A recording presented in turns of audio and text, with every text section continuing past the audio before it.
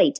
அடுத்து நம்ம scale of farming, அதாவது லார்ஜ் ஸ்கேல் ஸ்மால் ஸ்கேல்னு ரெண்டு பார்த்தோம். Scale of farming, large scale அப்படின்னா என்னன்னா ரொம்ப பெருசா பண்ணுவாங்க. Size of herd or flock அது ரொம்ப பெருசா இருக்கும். இப்போ வந்து கெடை போடுறதுன்னு சொல்லுவாங்க, நீங்க கேள்விப்பட்டிருக்காங்க. அது என்னன்னா இப்போ பெரிய ஆட்டு மந்தை இருக்கும், அவங்க வந்து ரொம்ப நிறைய ஆடு வச்சிருப்பாங்க. அவங்க வந்து ஒரு லேண்டுக்கும் போய் அந்த இடத்துல வந்து, ஏன்னா அதோட கழிவுகள் வந்து நம்மளுக்கு லேண்டுக்கு வந்து எருவா இருக்கும் இல்லையா, உரமா இருக்கும். அப்ப நம்ம என்ன பண்ணுவோம்னா அந்த ஒரு பர்டிகுலர் லேண்ட் ஏரியால வந்து அவங்க செட்டில் ஆயிடுவாங்க, ஆடு மேய்ப்பாங்க, அந்த ஆடெல்லாம் வந்து அங்க தங்கும். சோ இது மாதிரி ஒரு கொஞ்ச நாள் அங்க இருப்பாங்க. அதுக்கப்புறமா அந்த இடத்துல வேலை முடிஞ்சோடனே அடுத்த இடத்துக்கு போவாங்க. சோ இந்த மாதிரி லார்ஜ் ஸ்கேல் ஃபார்மிங் அப்படிங்கிறது, நான் ஒரு எக்ஸாம்பிளுக்கு அதை சொன்னேன். சோ லார்ஜ் ஸ்கேல் ஃபார்மிங் அப்படிங்கிறது என்னன்னா நம்மளோட என்ன பண்ணாலும் சரி பெருசாதான் பண்ணுவோம், அந்த மாதிரி இருக்கிறது தான் லார்ஜ் ஸ்கேல் ஃபார்மிங். அப்போ நம்ம பெருசா பண்ணோம்னா அதுக்கு தேவையான இன்புட்டும் நிறைய இருக்கணும் இல்லையா. அப்போ லேண்டும் அதிகமா தேவைப்படும், லேபர் நிறைய தேவைப்படுவாங்க, கேபிட்டல் முதலீடும் நம்ம அதிகமா பண்ண வேண்டியதா இருக்கும்.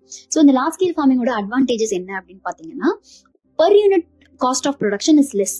அதாவது இது எக்ஸாக்டா எப்படி சொல்லலாம் அப்படின்னா, இப்ப வந்து நான் என்ன பண்றேன்னா ஒரு ஃபேக்டரி வச்சிருக்கேன், சரியா. நான் வந்து இப்ப யூஸ்வலா வந்து நான் என்ன பண்றேன் அப்படின்னா வந்து இப்படி வச்சுக்கலாம், நம்ம ட்ரெஸ் இருக்கு இல்லையா, காஸ்டியூம் டிசைன் பண்றோம். ஏன் வந்து பொட்டிக்ல பாத்தீங்கன்னா உங்களுக்கு காஸ்ட் ரொம்ப ஜாஸ்தியா இருக்கு, அதே வந்து நம்ம நார்மலான கடைகள்ல போய் வாங்கும்போது அது காஸ்ட் கம்மியா இருக்கு அப்படின்னு பாத்தீங்கன்னா, பொட்டிக்ல வந்து உங்களுக்கான ட்ரெஸ்ஸ நீங்க கேக்குறது படி அவங்க உங்களுக்காகவே டிசைன் பண்ணி தராங்க. சோ ஒரு ட்ரெஸ் தான் அவங்க ப்ரொடியூஸ் பண்ண போறாங்க, புரியுதா.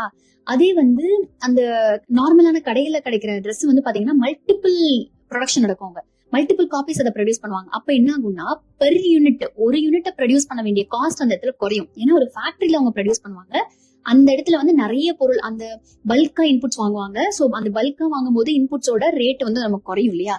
அதே மாதிரி பல்கா ப்ரொடியூஸ் பண்ணும்போது ஒரு யூனிட்டை ப்ரொடியூஸ் பண்ண வேண்டிய காசு வந்து நம்மளுக்கு கம்மியாகும். அதுதான் இது சொல்றது, per unit cost of production வந்து கம்மியாகும் அப்படின்னு சொல்றாங்க. ஓகேவா. அடுத்து ஃபார்ம் ஆக்டிவிட்டிஸை மெக்கனைஸ் பண்ண முடியும்னு சொல்றாங்க. அதாவது யூஎஸ்ல எல்லாம் பாத்தீங்கன்னா, இங்கதான் நம்ம வந்து 1 ஏக்கர் 2 ஏக்கர் வச்சிருக்கோம், லார்ஜ் ஃபார்ம் 10 ஏக்கர் வச்சிருப்பாங்க அப்படி சொல்றோம்.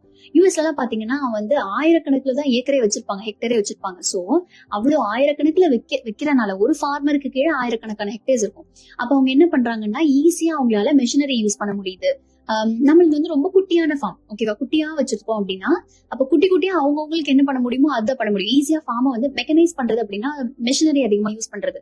சோ அது வந்து நம்மளால இங்க பண்ண முடியாது. சோ ஆனா லார்ஜ் ஸ்கேல் ஃபார்மிங் பண்றோம் அப்படின்னா, லார்ஜ் ஸ்கேல் ஃபார்மிங்னா யூஎஸ்ஏல இருக்கிற மாதிரி அவங்க ரொம்ப லார்ஜ் ஸ்கேல்ல பண்றாங்க அப்படின்னா அவங்களால எத்தனை மெஷினரி வேணுமோ, அந்த இப்போ ட்ரோன் மூலியமா ஃபர்டிலைசர் தெளிக்கிறாங்கல்ல, நம்ம ஃபர்டிலைசர் தெளிச்சோம்னா பக்கத்து கட்டுக்கு போயிடும், ஆனா அங்க அப்படி கிடையாது. சோ அந்த மாதிரி வந்து mechanisation of farm activities large scale ஃபார்மிங்ல possible. Right. Next, increased efficiency of land, labour and by product. ஓகேவா.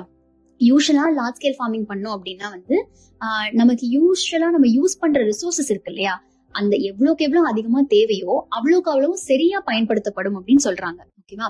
Easy to get finance. ஏன்னா வந்து ஃபினான்ஸ் அப்படின்னா இப்ப நம்ம லோன் வாங்குறோம் அந்த மாதிரி வேணும் அப்படின்னா நம்ம வந்து லார்ஜ் ஸ்கேல்ல பண்ணும்போது சம் ரொம்ப ரொம்ப ரொம்ப ரொம்ப கம்மியான ப்ராபபிலிட்டி தான் இருக்கு அது லாஸ் ஆகிறதுக்கு. ஸோ ரொம்ப பெரிய ஸ்கேல்ல பண்ணும்போது ஆட்டோமேட்டிக்காவே நம்மளுக்கு என்ன ஆயிடும்னா இன்கம் ஜாஸ்தியா தான் கிடைக்கும்.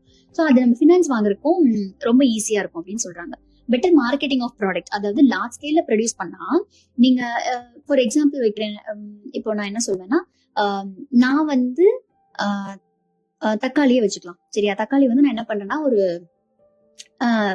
ப்ரெசிஷன் ஃபார்மிங்லாம் இருக்கு இல்லையா, ப்ரெசிஷன் அக்ரிகல்ச்சர் சொல்லுவோம் இல்லையா, இந்த மாதிரி வந்து நான் என்ன பண்றேன்னா நல்ல இன்வெஸ்ட்மெண்ட் போட்டு நல்ல லார்ஜ் ஸ்கேல்ல ப்ரொடியூஸ் பண்றேன். ப்ரொடியூஸ் பண்ணும்போது எனக்கு ஒரு யூனிட், ஒரு தக்காளியை ப்ரொடியூஸ் பண்ண வேண்டிய காஸ்ட் வந்து கம்மியாகுது, சரியா. அப்ப நான் என்ன பண்றேன்னா 1 கிலோ தக்காளியை மார்க்கெட்டுக்கு எடுத்துட்டு வரும்போது எனக்கு அதாவது என்னோட காஸ்ட் ஆஃப் ப்ரொடக்ஷன் வந்து எவ்வளவு இருக்கும், அதாவது அந்த தக்காளியை உற்பத்தி பண்ண வேண்டிய விலை எவ்வளவு இருந்துச்சுன்னா ஒரு 10 ரூபா இருந்தது, ஒரு கிலோ நான் தக்காளி உற்பத்தி பண்றதுக்கு எனக்கு 10 ரூபா ஆச்சு அப்படின்னா நான் அது ஒரு 15 ரூபாய்க்கு 5 ரூபாய் மார்ஜின் வச்சு நான் 15 ரூபாய்க்கு ஒரு கிலோ தக்காளி கொடுப்பேன். இதே ஒரு ஸ்மால் ஃபார்மர் வராரு, அவர் வந்து அவர்கிட்ட இருக்க கொஞ்சமான நிலத்துல கொஞ்சமான தக்காளி போட்டிருப்பாரு. அப்ப அவருக்கான செலவு வந்து பாத்தீங்கன்னா ஜாஸ்தியா இருந்திருக்கும். அப்ப எனக்கு 10 ரூபாய் ஆச்சு அப்படின்னா அவருக்கு மேபி ஒரு 11 ரூபாய் இருக்கலாம் ஒரு கிலோ தக்காளியை வந்து அவரு ப்ரொடியூஸ் பண்றதுக்கு. அவரும் இதே மாதிரி 5 ரூபாய் மார்ஜின் வச்சா அப்ப அவர் வந்து 16 ரூபாய்க்கு விற்கணும். நான் 1 கிலோ தக்காளியை 15 ரூபாய்க்கு கொடுக்குறேன், அவர் 1 கிலோ தக்காளியை 16 ரூபாய்க்கு கொடுக்குறாரு. ஓகேவா. என்னோட காஸ்ட் ஆஃப் ப்ரொடக்ஷன் 10 ரூபாய், அவரோட காஸ்ட் ஆஃப் ப்ரொடக்ஷன் 11 ரூபாய். அப்ப யார்கிட்ட போய் தக்காளி வாங்குவாங்க? மீன்ஸ் நான் ஒரு எக்ஸாம்பிளுக்கு இந்த 1 ரூபாய் டிஃபரன்ஸ் சொல்றேன். அப்போ ஈஸியா நம்மளால ப்ராடக்ட் வந்து மார்க்கெட் பண்றது ரொம்ப ஈஸியா இருக்கும் அப்படின்னு சொல்றாங்க. அதே மாதிரி லார்ஜ் ஸ்கேல்ல பல்கா வச்சிருந்தோம் அப்படின்னாலும் நம்மளால ப்ராடக்ட மார்க்கெட் பண்றது ஈஸி. ஏன்னா டிரான்ஸ்போர்டேஷன் ரொம்ப ஈஸி. நீங்க வந்து பல்கா கொண்டு போறீங்கன்னா per unit cost of transportation வந்து உங்களுக்கு குறைஞ்சிக்கிட்டே போகும். அப்போ ஆனா அதே அந்த ஃபார்மர் எடுத்துட்டு வராரு அப்படின்னா அவர் வந்து அந்த பெர் யூனிட் டிரான்சாக்ஷன் காஸ்ட் வந்து ரொம்ப ஜாஸ்தியா இருக்கும். ஓகேவா? சோ இந்த மாதிரி மார்க்கெட்டிங் வந்து ரொம்ப ஈஸி. அடுத்த டிஸ்அட்வான்டேஜ் என்ன அப்படின்னு பாத்தீங்கன்னா ரிஸ்க் ரொம்ப அதிகம். ஏன்னா ஒரு இதுல போடுறோம், அதுவும் பல்கா போடுறோம். அப்போ திடீர்னு நேச்சுரல் கலாமிட்டி வருது, இல்ல லேபர் வந்து எனக்கு கூலி கொடுத்தாதான் நான் வேலைக்கு வருவேன் அப்படின்னு உட்காந்துட்டாங்க, இல்லைன்னா திடீர்னு பிரைஸ் வந்து ரொம்ப படுத்துருது அப்படின்னா நம்ம ஒண்ணுமே பண்ண முடியாது. லார்ஜ் ஸ்கேல் ஃபார்மிங்ல கண்டிப்பா லாஸ் தான் ஆகும். சோ இந்த மாதிரி ரொம்ப ஹை ரிஸ்க் இருக்கு. பட் இதுக்கு ஃபினான்ஸ் வந்து நம்மளுக்கு ஈஸியாவும் கிடைக்குது. சோ அதுவும் வந்து நமக்கு அட்வான்டேஜ்னு பார்க்கலாம். ரைட், லார்ஜ் ஸ்கேல் ஃபார்மிங் எப்படி சொல்லலாம்னா, சே ஃபார் எக்ஸாம்பிள் நமக்கு பவுல்ட்ரி இருக்கு இல்லையா, நான் நாமக்கல்ல சொன்ன மாதிரி அந்த பண்ண வைக்கிறாங்கல்ல, கோழி பண்ண வைக்கிறாங்க, 20-25 ஏக்கர் வாங்கி அந்த மொத்தமா வாங்கி அவ்வளவு பெரிய லார்ஜ் ஸ்கேல்ல கல்டிவேட் பண்ணுவாங்க இல்லையா, அதுதான் large scale farming example. Right, அடுத்து டிஃபிகல்ட்டி இன் சூப்பர்விஷன். அதாவது லார்ஜ் ஸ்கேல் ஃபார்மிங் ரொம்ப பெரிய அளவுல பண்றோம், ஒரு விஷயத்த தான் எடுத்து பண்றோம். ஆனா அந்த ஒரு விஷயத்தையே பெரிய அளவுல பண்ணா அதை சூப்பர்வைஸ் பண்றதும் நம்மளுக்கு கொஞ்சம் டிஃபிகல்ட்டா இருக்கலாம். சோ ஃபார்ம் மேனேஜர் போட வேண்டியது வரும். ஒரு 4-5 பவுல்ட்ரி யூனிட்ஸ்க்கு வந்து அந்த ஃபார்ம் மேனேஜர் பாக்குற மாதிரி இருக்கும். சோ இந்த மாதிரி எல்லாம் நமக்கு ரிஸ்க்ஸ் இருக்கு. ரைட், அடுத்து ஸ்மால் ஸ்கேல் ஃபார்மிங். இதுல என்ன சொல்றோம் அப்படின்னா, நமக்கு ரொம்ப சின்னதான, யூஸ்வலா வந்து நம்ம என்னன்னா நம்ம கிட்ட இருக்கிற எல்லா ஃபார்மர்ஸுமே, மோஸ்ட் ஆஃப் த ஃபார்மர்ஸ் இந்தியால இருக்கிற most of the small and marginal farmers சொல்லுவோம், அவங்க வந்து கம்மியான நிலத்துல கம்மியான லேபர் யூஸ் பண்ணி கம்மியான கேபிட்டல், கம்மியான முதலீடு போட்டு அவங்களுக்கு தேவையானதை ப்ரொடியூஸ் பண்ணிப்பாங்க. இதுதான் வந்து ஸ்மால் ஸ்கேல் ஃபார்மிங்னு நம்ம சொல்றோம். இது ரொம்ப ஈஸி மேனேஜ் பண்றதுக்கு. ஏன்னா ரொம்ப கம்மியான அளவுல தான் லேண்ட் இருக்கு. எவ்வளவுக்கு எவ்வளவு கம்மியா இருக்கும் அவ்வளவுக்கு அவ்வளவு இதுல வந்து நம்மளுக்கு வருமானமும் கம்மியா தான் வருங்கிறது தான் இதுல விஷயம். ரைட், அட்வான்டேஜஸ் என்ன அப்படின்னு பாத்தீங்கன்னா, ரிஸ்க் லோ. நேச்சுரல் கலாமிட்டி வந்தாலும், பிரைஸ் பிளக்சுவேஷன் வந்தாலும் இவங்களும் அடிபடுவாங்க, அவங்களும் அடிபடுவாங்க. பட் இவங்க என்னன்னா, அந்த இழப்பு வந்து இவங்களுக்கு ஜாஸ்தியா இருக்காது. மேபி எமோஷனலா, பினான்சியலா அவங்க ரொம்ப அஃபெக்ட் ஆகலாம் இவங்க. பட் ஸ்டில் அந்த அளவு பாத்தீங்கன்னா அவனுக்கு வந்து இப்போ 1000 ஏக்கர் அவனுக்கு அஃபெக்ட் ஆகுது அப்படின்னா இவங்களுக்கு 2 ஏக்கர் தான் அஃபெக்ட் இருக்கும். அந்த பிசிக்கல் யூனிட்ஸ்ல பாத்தீங்கன்னா ரொம்ப கம்மி தான் இவங்களுக்கு. அடுத்து எஃபெக்டிவ் சூப்பர்விஷன். இவங்களால நல்லா சூப்பர்வைஸ் பண்ண முடியும், பிகாஸ் ஏன்னா இது வந்து ரொம்ப சின்ன அளவுல தான் பண்றாங்கன்றனால. டிஸ்அட்வான்டேஜ் என்னன்னு பாத்தீங்கன்னா, ஒரு யூனிட்டோட ப்ரொடக்ஷன் காஸ்ட் அதிகம். நான் உங்களுக்கு முன்னாடி சொன்ன எக்ஸாம்பிள் தான். நான் லார்ஜ் ஸ்கேல்ல ப்ரொடியூஸ் பண்ணி 1 கிலோ தக்காளியை 10 ரூபாய்க்கு நான் வந்து உற்பத்தி பண்றேன் அப்படின்னா, அவங்க அதே மாதிரி ஸ்மால் ஸ்கேல்ல ப்ரொடியூஸ் பண்ணி 1 கிலோ தக்காளியை 11 ரூபாய்க்கோ 12 ரூபாய்க்கோ தான் உற்பத்தி பண்ண முடியும். ஏன்னா நான் பல்கா இன்புட் வாங்கும்போது எனக்கு அந்த இன்புட்டோட காஸ்ட் குறையுது. அவங்க பல்கா வாங்க மாட்டாங்க. சோ அவங்க இன்புட்டோட என்ன விலையோ அதை வந்து கொடுத்துதான் ஆகணும். சோ இந்த இடத்துல per unit cost of production நமக்கு கம்மியாகுது அப்படின்னு அர்த்தம். அடுத்து மெக்கானைசேஷன் வந்து பண்ணவே முடியாது. ஏன்னா வந்து ஒரு 1.5 ஏக்கர் நிலம் வச்சிருக்கிற ஒருத்தர் ட்ரிப் மூலியமா, மீன்ஸ் அந்த ட்ரோன் மூலியமா ஃபெர்டிலைசர் வந்து தெளிக்கணும்னு ஆசைப்பட்டாருன்னா பக்கத்து காட்டுக்கு தான் போகும். கண்டிப்பா அதனால ஏதாவது ப்ராப்ளம் ஆகும். சே ஃபார் எக்ஸாம்பிள் பக்கத்து காட்டுல ஆர்கானிக்கா தான் நான் வந்து விளைவிக்கிறேன் அப்படின்னு சொல்லிட்டு அவங்க பண்ணிட்டு இருந்தாங்கன்னா இந்த ஃபெர்டிலைசர் அவங்களுக்கு போனா அது நமக்கு பிரச்சனை ஆகும். சோ இந்த மாதிரி அந்த சின்ன லெவல் அப்படிங்கறனாலே நம்மளால மெக்கனைசேஷன் வந்து பண்ண முடியலங்கிறது. ரைட், அடுத்து farmer don't get employment around the year. நம்மளுக்கு வந்து ஸ்மால் ஸ்கேல் ஃபார்மிங்ல வந்து சீசனல் அக்ரிகல்ச்சர்ங்கிறது ரொம்ப சீசனலான விஷயங்கிறனால வருஷம் ஃபுல்லாவே நம்மளுக்கு அந்த குட்டியான நிலத்துல நம்மளால வந்து கொஞ்சமான நிலத்துல ஃபுல்லாவே நம்மளால விவசாயம் பண்றது கஷ்டம். ஓகே, ரைட், அது பண்ண முடியாதுன்னு இல்ல, பட் அது பண்றது ரொம்ப கஷ்டம். ரைட், அடுத்து ட்ரை ஃபார்மிங். அதாவது இது எதை பேஸ் பண்ணி அப்படின்னு பாத்தீங்கன்னா, ஒரு வருஷத்துக்கு எவ்வளவு மழை பெய்யுது அப்படிங்கறத பொறுத்து dry farming, dry land farming, அப்புறம் ரெயின்ஃபெட் ஃபார்மிங். ரெயின்ஃபெட் அப்படின்னா வந்து மழையை நம்பி இருக்கிறது அப்படின்னு அர்த்தம். இப்போ இதோட இன்டென்சிட்டி எப்படின்னு பாத்தீங்கன்னா, ட்ரை ஃபார்மிங் வந்து ரொம்ப ரொம்ப மோசம், தண்ணியே இருக்காது. ட்ரை லேண்ட் ஃபார்மிங் வந்து கொஞ்சம் பெட்டரா இருக்கும். ரெயின்ஃபெட் ஃபார்மிங் அதை விட இன்னும் கொஞ்சம் பெட்டரா இருக்கும். ரைட், இது கம்பேரிசன் இருக்கு, நம்ம அதை பார்ப்போம். ட்ரை ஃபார்மிங் அப்படின்னா பேர்லயே ட்ரைன்னு இருக்கா, அப்ப வறண்ட நிலத்துல இல்லைன்னா ரெயின்ஃபால் கம்மியா இருக்கிற நிலத்துல நம்ம வந்து ஃபார்மிங் பண்றதா ட்ரை ஃபார்மிங். அப்ப ஃபார்மிங் இந்த area where rainfall is deficient with coincidence of high wind velocity, ரொம்ப வேகமா காத்து வீசுறது, resulting into heavy water loss, ரொம்ப இருக்கிற தண்ணியும் வந்து இல்லாம போகுது. சோ இதுதான் வந்து ட்ரை ஃபார்மிங் சொல்லுவோம். இதுல நமக்கு இன்னொரு டிஸ்அட்வான்டேஜ் என்ன அப்படின்னு பாத்தீங்கன்னா, இதுல ஆர்டிபிஷியல் இரிகேஷனுக்கான சோர்ஸ் கூட நம்மளுக்கு வந்து இருக்காது. ஓகேவா? சோ இதனால தண்ணியே இருக்காது. தண்ணி இல்லாத இடத்துல நம்மளால விவசாயமும் பெருசா பண்ண முடியாது. ரைட், இப்போ இதுல டைப்ஸ் என்ன? ட்ரை லேண்ட் அக்ரிகல்ச்சர்ல நமக்கு 3 டைப் இருக்கு. அந்த 3 டைப் தான் dry farming, dry land farming and rainfed farming. இப்ப இந்த 3தோட டிஃபரன்ஸ் நம்ம பார்ப்போம். ஓகே, ஃபர்ஸ்ட் ரெயின்ஃபால் எவ்வளவு வரும் ட்ரை ஃபார்மிங்ல அப்படின்னா, 750 மில்லிமீட்டர் பெர் இயர். ஒரு வருஷத்துக்கே 750 மில்லிமீட்டருக்கு கம்மியா தான் வந்து மழை பெய்யும். ட்ரை லேண்ட் ஃபார்மிங்ல கொஞ்சம் பெட்டரா இருக்கும், மோர் தேன் 750 சொல்லலாம், but less than 1150. Rainfed farming அப்படின்னா மழையை நம்பி விவசாயம் பாக்குற இடம். சோ வானம் பார்த்த பூமின்னு சொல்லுவோம்ல, அதுதான் வந்து ரெயின்ஃபெட் ஃபார்மிங் சொல்லுவோம். சோ இதுல மோர் தேன் 1150 mm per year நம்மளுக்கு வந்து ரெயின்ஃபால் வரும். இப்போ கிராப் ஃபெயிலியர் எங்க அதிகமா இருக்கும்னு பாத்தீங்கன்னா ட்ரை ஃபார்மிங்ல ரொம்ப ரொம்ப அதிகமா இருக்கும். ஏன்னா அங்க தண்ணியே இருக்காது நம்மகிட்ட மோஸ்ட்லி. ட்ரைலேண்ட் ஃபார்மிங்ல இன்னும் கொஞ்சம் கம்மியா இருக்கும். ரெயின்ஃபெட் ஃபார்மிங்ல பெருசா வந்து உங்களுக்கு கிராப் ஃபெயிலியர்னா கிராப் மீன்ஸ் நமக்கு லாபம் கிடைக்காம நஷ்டம் கிடைக்கிறது இந்த மாதிரி. சோ அதுல வந்து பெருசா ரெயின்ஃபெட் ஃபார்மிங்ல வந்து உங்களுக்கு பெருசா அந்த மாதிரி எல்லாம் ஃபெயில் எல்லாம் ஆகாது, போட்டா வந்துடும் அந்த மாதிரி. ட்ரை ஃபார்மிங்ல வந்து ட்ரை ஸ்பெல்ஸ் அப்படின்னா வந்து வறண்ட காலம் எப்படி இருக்கும் அப்படின்னா ட்ரை ஃபார்மிங்ல ரொம்ப நாளைக்கு வறண்டு போயே இருக்கும் அந்த நிலம். ட்ரைலேண்ட் ஃபார்மிங்ல அவ்வளவு பெருசா இருக்காது. ரெயின்ஃபெட் ஃபார்மிங்ல வந்து நம்மளுக்கு பிரச்சனை என்னன்னா வறண்ட நிலம் வந்து பிரச்சனை கிடையாது. திடீர்னு மழை கொட்டிடுச்சுன்னு வச்சுக்கோங்களேன், அங்க ட்ரைனேஜ் எங்க போகுங்கிறது தான் பிரச்சனை. தண்ணி எங்க ட்ரெயின் ஆகுன்றது பிரச்சனை. நல்லா பாருங்க, ட்ரை ஃபார்மிங்ல தண்ணியே இல்ல, ரொம்ப வறண்டு போயிருக்கு, அதுதான் பிரச்சனை. ரெயின்ஃபெட் ஃபார்மிங்ல திடீர்னு மழை அந்த மான்சூன் சீசன்ல வந்து ரொம்ப அதிகமா கொட்டிடுச்சுன்னா ரொம்ப வாட்டர் லாக் ஆகி அந்த வேர் அழுகல் வந்து செத்து போயிடும் கிராப். சோ அந்த ட்ரைனேஜ்ங்கிறது தான் வந்து நமக்கு பிரச்சனை. ஒருவேளை வந்து தண்ணி நல்லா ரொம்ப ட்ரெயின் ஆயிடுச்சு அப்படின்னா ஃபுல்லா அடிச்சுட்டு போயிடும் மேல இருக்க டாப் சாயில, எரோட் ஆயிடும் சாயில். சோ அந்த டாப் சாயில தான் நமக்கு தெரியும் நிறைய நியூட்ரியன்ஸ் இருக்கு, நியூட்ரியன் ரிச்சான சாயில் டாப் சாயில் தெரியும். சோ அந்த டாப் சாயில் வந்து எரோட் ஆகுறதும் நமக்கு இங்க பிரச்சனையா இருக்கும் ரெயின்ஃபெட் ஃபார்மிங்ல. மாய்ஸ்சர் கன்சர்வேஷன் அப்படின்னா ஈரப்பதத்தை தேக்கி வைக்கிறது ட்ரை ஃபார்மிங்ல ரொம்ப இம்பார்ட்டன்ட். ட்ரைலேண்ட் ஃபார்மிங்லயும் அது இம்பார்ட்டன்ட்.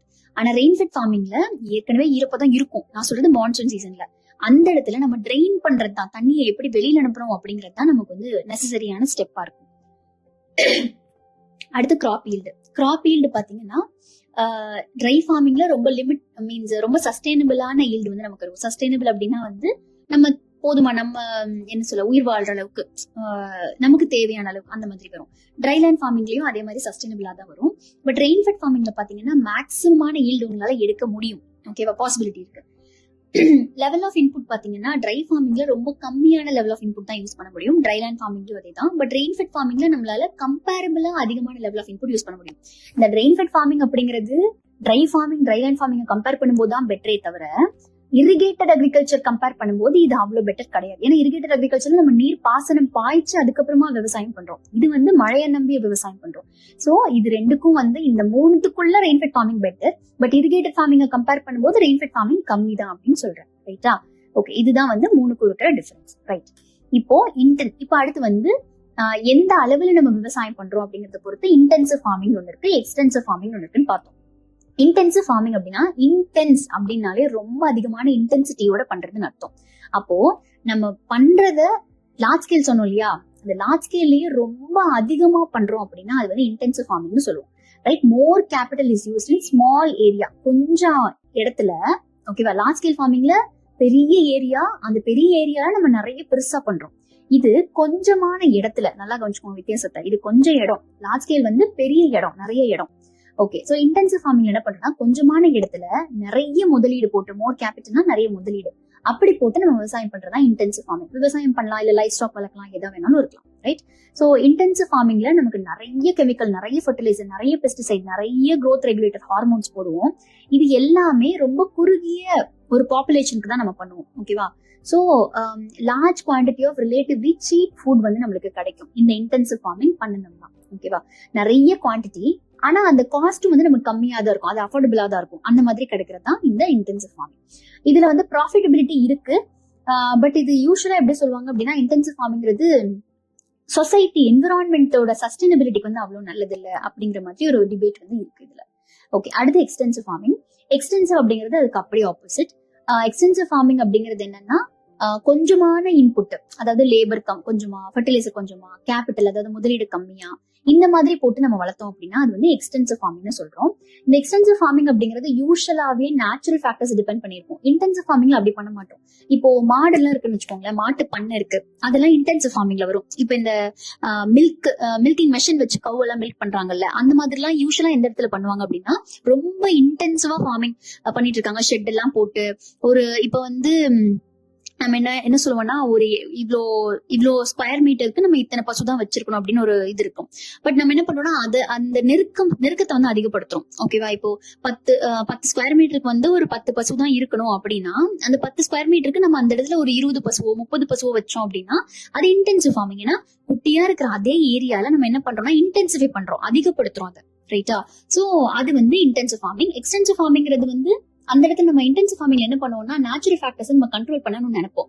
எக்ஸ்டென்சிவ் ஃபார்மிங்ல அப்படி பண்ண முடியாது. நேச்சுரல் ஃபேக்டர்ஸ் தான் நம்ம டிபெண்ட் பண்ணிருக்கணும். ஓகேவா?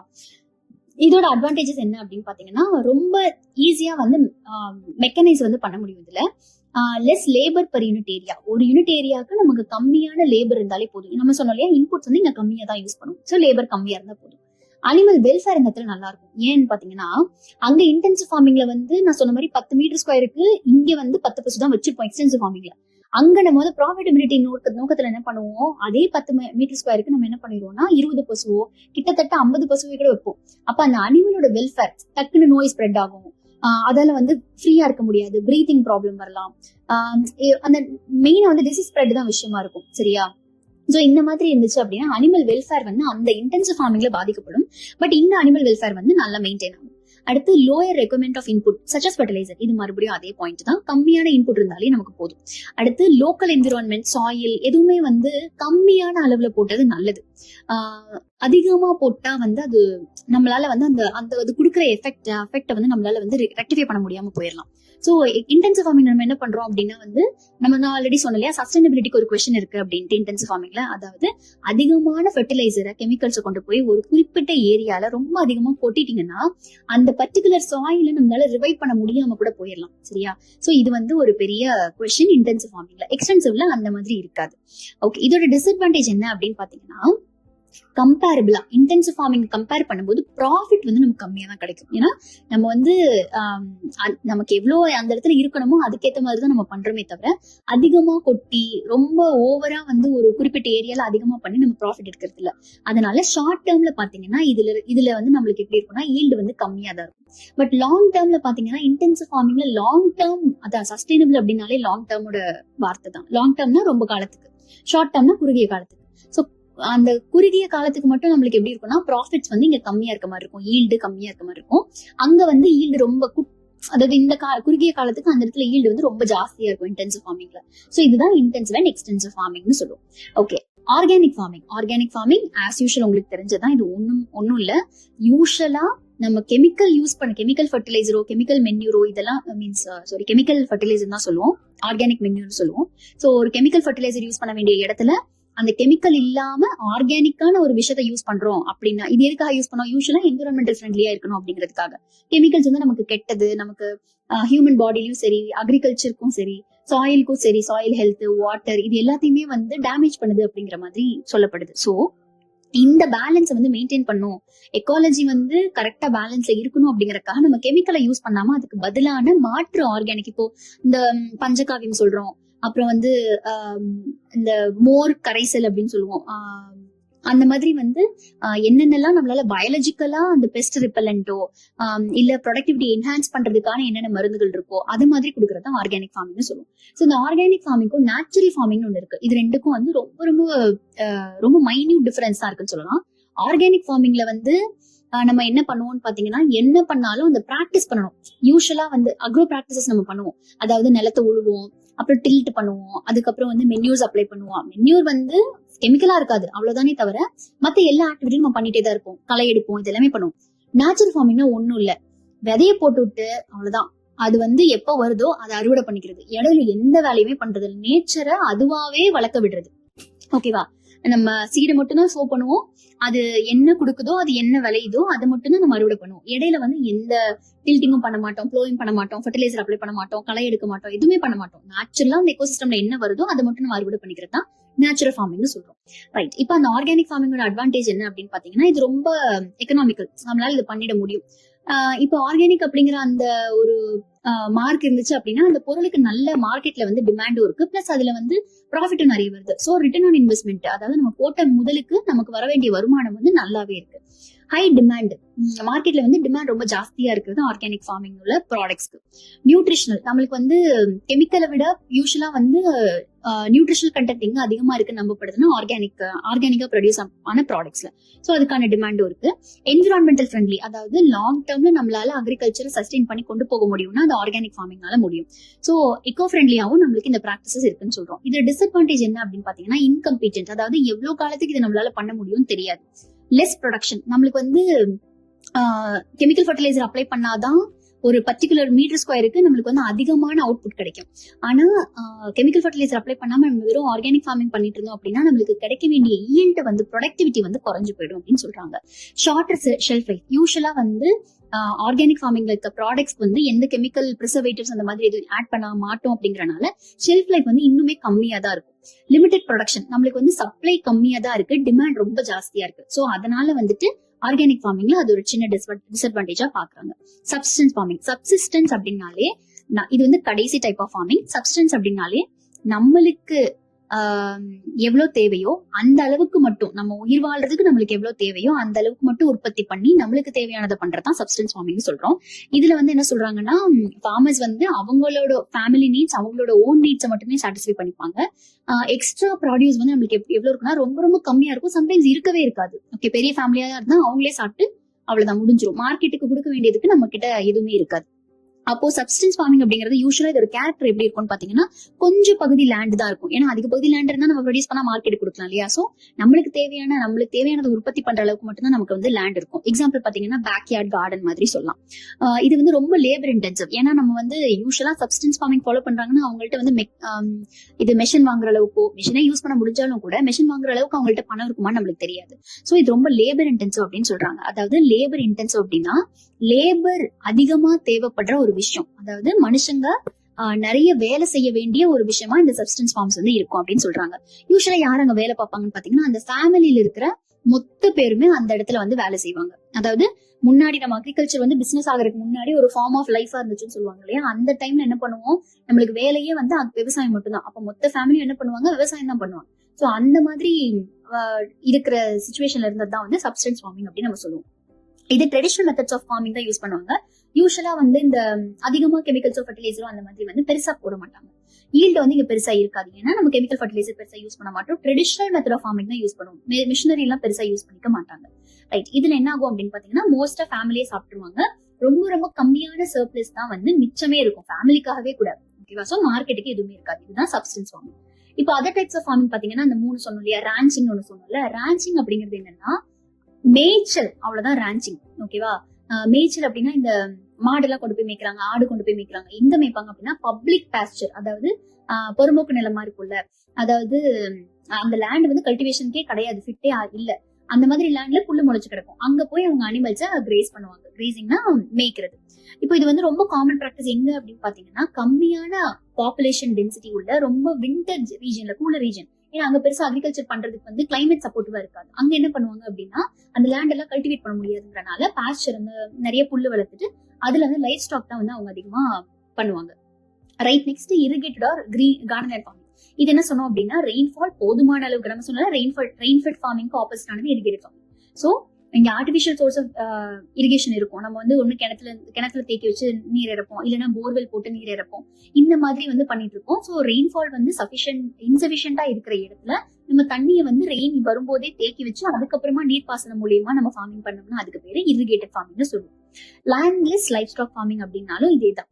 அதாவது ரோட் சைட்ல கவர்மெண்டோட லேண்ட், ஃபாரஸ்ட் இந்த மாதிரி இடத்துல அனிமல்ஸ் வந்து மேய்ச்சு அது மூலியமா அவங்க இன்கம் ஏர்ன் பண்ணாங்கன்னா அது பேரு லேண்ட்லெஸ் லைஃப் ஸ்டாக் ஃபார்மிங் அர்த்தம். சோ இதோட நம்ம டைப்ஸ் ஆஃப் ஃபார்மிங் முடிஞ்சு.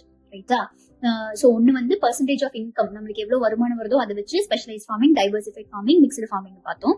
அடுத்து இன்டென்சிவ் ஃபார்மிங், எக்ஸ்டென்சிவ் ஃபார்மிங் பார்த்தோம். அதுக்கு முன்னாடி large scale farming, small scale farming பார்த்தோம். அதுக்கப்புறமா organic farming, natural farming, subsistence agriculture பார்த்தோம். இப்போ ranching, irrigated garden land farming, அதுக்கப்புறம் லேண்ட்லெஸ் லைஃப் ஸ்டாக் ஃபார்மிங் பார்க்கிறோம். அதே மாதிரி ரெயின்ஃபால் எவ்வளவு வருது அப்படிங்கறத வச்சு dry farming, dry land farming and rainfed farming பார்த்தோம். இது எல்லாமே டைப்ஸ் ஆஃப் ஃபார்மிங். எப்படி எல்லாம் நம்ம ஃபார்மிங் பண்ணலாம், என்னென்ன விதத்துல ஃபார்மிங் இருக்கு அப்படிங்கிறது டைப்ஸ் ஆஃப் ஃபார்மிங். ரைட்.